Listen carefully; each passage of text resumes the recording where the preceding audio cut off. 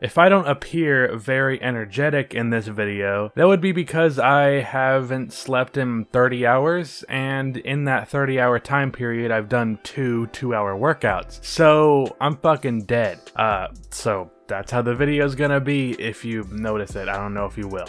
The Pelicans recently traded NBA superstar Anthony Davis to the Lakers for Lonzo Ball, Brandon Ingram, Josh Hart, and a plethora of first-round picks. I don't know if you heard, it was kind of a big deal. The Pelicans, with just one trade as well as some incredible lottery luck, became arguably the best young team in the NBA. I would argue it's the Atlanta Hawks simply for the fact that this team is made up of elite shooting, and the Pelicans, well, they are not. But either way, the Pelicans have a phenomenal young core, and they got that core in the span of 3 days. All the credit in the world to David Griffin for getting a huge haul back for Anthony Davis, and I do mean huge. Think of the last time a player at Anthony Davis's level was traded. Didn't happen too long ago. The guy that was traded recently won Finals MVP. Compare the Anthony Davis trade to the Kawhi trade. The Pels got back 2 young players with star potential, a young player with great role player potential, and multiple firsts. The Spurs got back a playoff disappearing act and a backup center. And with Greg Popovich coming closer and closer to retirement, the Spurs having an offense built around 30-year-olds shooting long twos, and Derek White and DeJounte Murray being the only young players to build on, the future of the Spurs is up in the air if we're being nice, and if we're being real, it's looking kind of bleak. Whereas the Pelicans are now projected to be one of the best teams in the league in a couple of seasons. Sorry Spurs fans, didn't mean to go in on you like that. If it makes you feel any better, my team hasn't won a championship in my lifetime, so use that to feel better if you want. But with the Pelicans on this trajectory, it's made me realize something. With the Pelicans and other teams trading stars in the past, sometimes trading a star player is the best thing for both parties. In the case of the Pelicans, they are better off without Anthony Davis. Rebound. Save. Absolutely incredibly with the acrobatic alley-oop.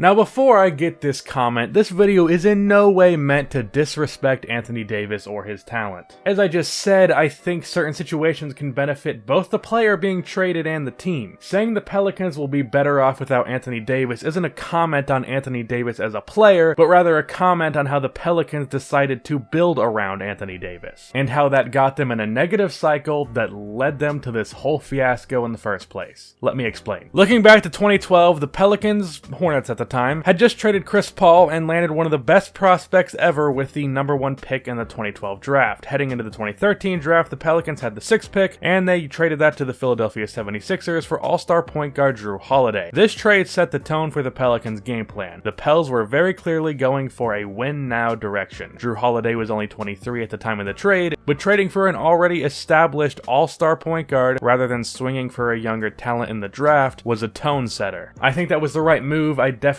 don't think the Pelicans would have been better off taking Nerlens Noel or Ben McLemore, although with the butterfly effect, who knows. They then brought in another established guy in Tyreek Evans. 25-year-old Ryan Anderson averaged 20 points per game, and then next season, as Davis started to become a real star, he led the team to the playoffs, and that was pretty much all she wrote in terms of Davis's time in New Orleans. Here's why.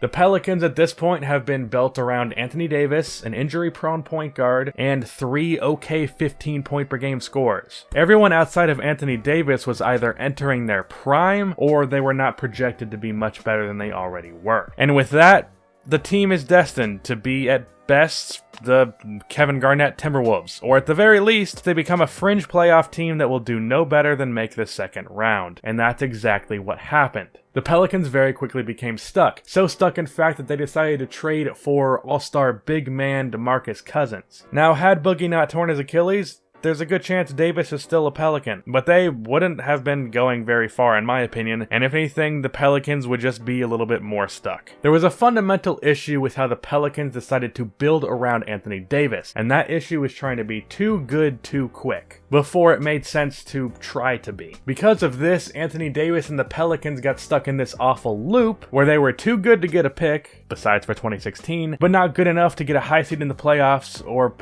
come anywhere close to winning a championship.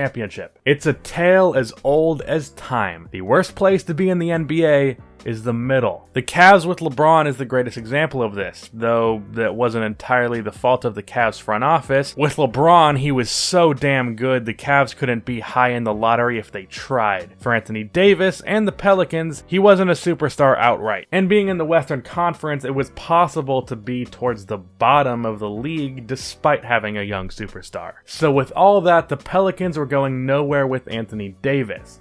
Not because of AD, but themselves. The Pelicans backed themselves up into a corner with nowhere to go, so the only solution was to trade him. The only way to get out of this corner with Anthony Davis was to leave the corner without him. And now, as said in the intro, the Pelicans have one of the brightest futures in the league, and from Anthony Davis's perspective, he just joined a team with LeBron James, and assuming they do well in free agency, that team is a contender. Again, as I said in the intro, that's very mutual. Moving on ends up being great for both sides. The Pelicans go down a little bit for now, but end up heading in a way higher trajectory, and Anthony Davis gets to play on a contending team. Let's actually talk about the Pelicans young core real quick, because that was the original topic that I was going to go over in this video, but I felt this angle would be more interesting and unique, but I still want to talk about this team. Zion Williamson is Zion Williamson.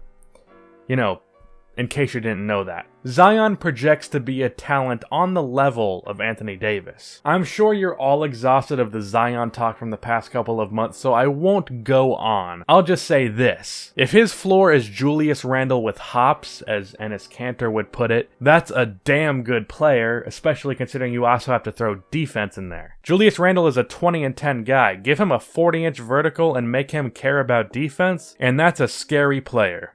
And that is Zion's floor. Now for the former Laker players, even though I praised the trade earlier, I do see some flaws with this young core and how they fit together. Brandon Ingram and Lonzo are both poor shooters. Lonzo is a semi-respectable open spot shooter, which isn't really a compliment. Most NBA players can hit a wide open catch and shoot three. It's not that big of a feat. With Ingram, I think he can become a solid outside shooter. He's already a really good mid-range shooter and an okay spot shooter as well. But he actually has good form on his shot and doesn't shoot 50% from the line like a certain big baller. So shooting will be an issue with this team.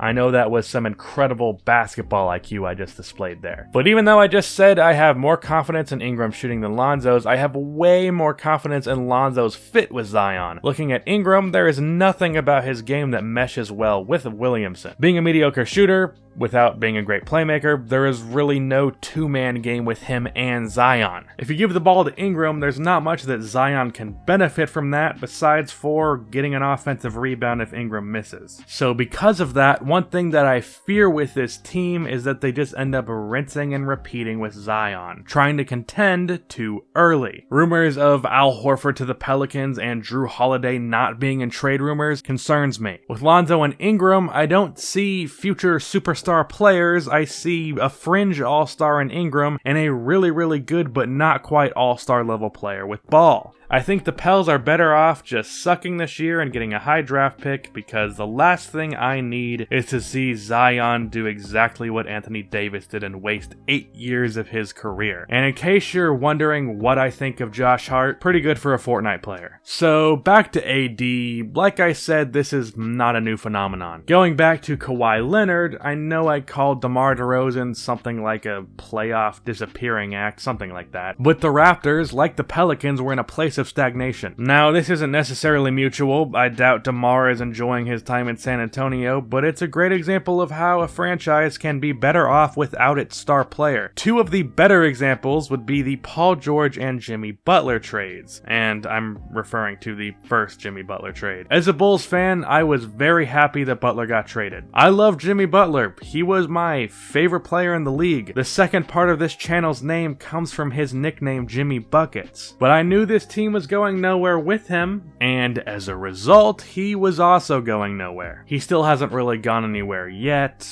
though they were potentially one bounce away from the NBA Finals, but it's been great for the Bulls. The Paul George trade is the best example. Again, the Pacers would have been stuck in mediocrity with Paul George in Indiana, but they're an up-and-coming team now with Oladipo. And Paul George, while the Thunder may have lost in the first round, again, George had the best year of his career and he was a top 3 MVP candidate, something I doubt would have happened in Indiana. Mutual benefit. So that is why the Pelicans should be glad that the Anthony Davis trade ended up happening. The future of this team is far better than it would have been had Davis just stuck with this team for the next 10 years. And Anthony Davis gets the benefit of contending for a championship in LA. That's the end of this video. Check out the Hoops Cast. It is my podcast. The link will be in the description. The channel is close to 1,000 subscribers, working on getting it on Apple Podcasts and Spotify and all that stuff, but go subscribe to the channel for now. Our next episode will be on free agency predictions on Saturday, hopefully. Thanks for watching, like and subscribe, and cue the outro music.